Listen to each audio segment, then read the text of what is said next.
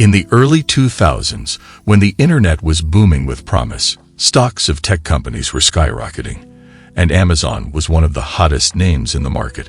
But then, the dot-com bubble busted, and almost overnight, Amazon's stock price, along with countless other tech companies, plummeted by over 90%. Some of these tech companies ended up going out of business altogether. In the face of this collapse, many CEOs might have focused on slashing costs to salvage immediate profits, but Jeff Bezos chose a different approach. Rather than chase short-term profitability, he doubled down on Amazon's long-term vision.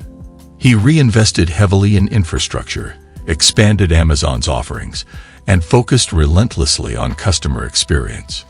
Moves which in the short term didn't lead to quick profits, but laid the foundation for sustainable growth. This is for you, Sydney Chola. You asked, how can you be continuously profitable in the market? Well, you should know that aiming for continuous profitability sounds great, but focusing on it as your primary goal can lead to riskier behavior and unrealistic expectations.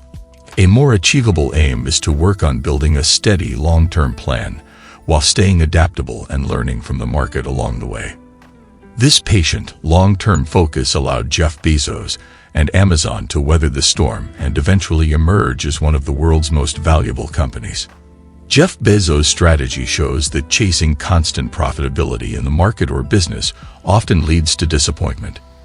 There will be times when the market moves against you, stop losses are hit, and you go through losing streaks that feel like the world is working against you. But it's during these times that a commitment to the bigger picture and a steady approach makes all the difference. Another example of patience and a long-term vision in trading is Warren Buffett. In 2008, instead of focusing on quick profits, he looked for solid, undervalued companies to invest in. He bet on the potential of these undervalued companies to recover and grow over time. One of his big moves was investing billions in companies like Goldman Sachs and General Electric.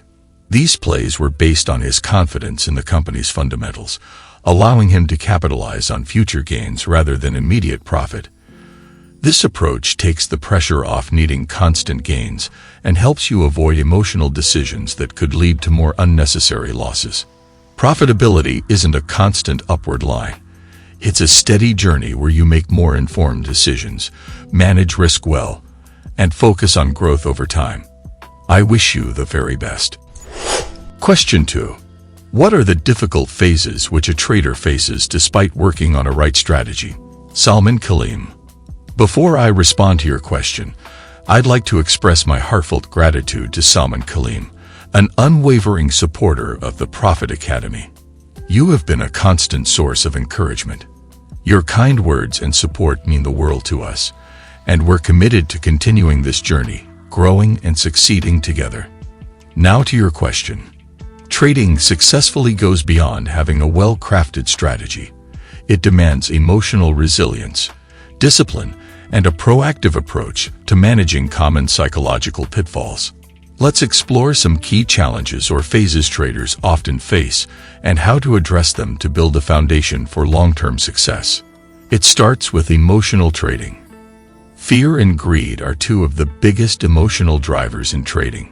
Fear can make traders sell too soon to avoid losses, while greed can push them to hold on to trades longer than necessary, hoping for even higher profits. Both emotions cloud judgment, often leading to impulsive, poorly thought-out trades. If you are to succeed as a trader, you need emotional awareness. And on that, using stop-loss orders to automate exits can help keep these emotions in check. Then, there is overconfidence. After a string of winning trades, overconfidence can and will most definitely creep in. That moment when you start to feel invincible, leading you to take excessive risks and bypass essential risk management principles. This mindset can quickly turn profitable trades into costly mistakes. To avoid this, you must stick to your risk management rules, regardless of recent success, and continuously evaluate each trade based on logic rather than emotion. Next is impatience. Impatience often stems from the desire for quick profits. Many of us enter the market with high expectations, eager to make fast returns. However, this impatience can lead to hasty decisions, such as entering trades without proper analysis or exiting profitable trades too early.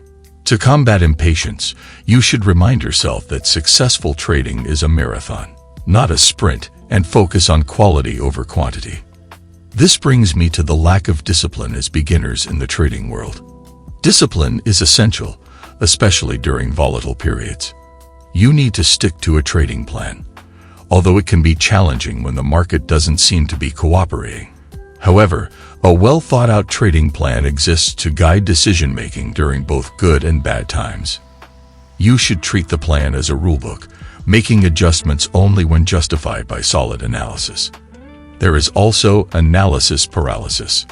The abundance of market data available to traders can be both a blessing and a curse. Overanalyzing every indicator, chart pattern, and news headline can lead to analysis paralysis. This can result in hesitation, missed opportunities, and indecision. Most of us have had that moment when we spend hours poring over historical price data, fundamental analysis, and technical indicators, only to miss a significant price movement due to overthinking. To prevent analysis paralysis, traders should establish clear entry and exit criteria, such as specific price targets and/or level, and technical signals. When you simplify the decision-making process and avoid excessive analysis, you will make timely decisions and seize opportunities as they arise. Finally, there is the huge challenge of managing drawdowns. Drawdowns, or periods of loss, are inevitable in trading. The most successful traders experience losing streaks. The ability to weather these periods without panicking is crucial, and it is important you view drawdowns as part of the process and focus on staying consistent with your strategy rather than reacting emotionally to temporary setbacks. I wish you the very best, Brother Salman. Question 3. Risk management strategy to get out of drawdown on my prop firm account. I am currently in a losing streak, down about 7% on my Phase 2 account. Jesse. Hi Jesse, I know it's rough being on a losing streak. It's totally natural to feel down, especially when it's putting your prop firm account at risk. Taking on a Forex prop firm challenge is no small feat. It's a big opportunity to prove your trading skills and potentially lock in funding, but there are a few key rules to follow to make it through. One of the most important: managing those drawdown limits, which is the maximum amount of your account you're allowed to lose. If you push past those, you're out, and the chance to level up as a funded trader slips away. Let's take a step back and do a quick assessment. Are you sticking to your own drawdown limits? Let's assume you're trading a $10,000 account with a 4% daily drawdown limit. That means you can only lose up to $400 each day. To stay within this boundary, it's smart to limit your risk on each trade, so that if a trade goes against you, you still have some buffer left. It's great that prop firms set drawdown limits, but setting your own, more conservative daily limit adds a personal safety buffer.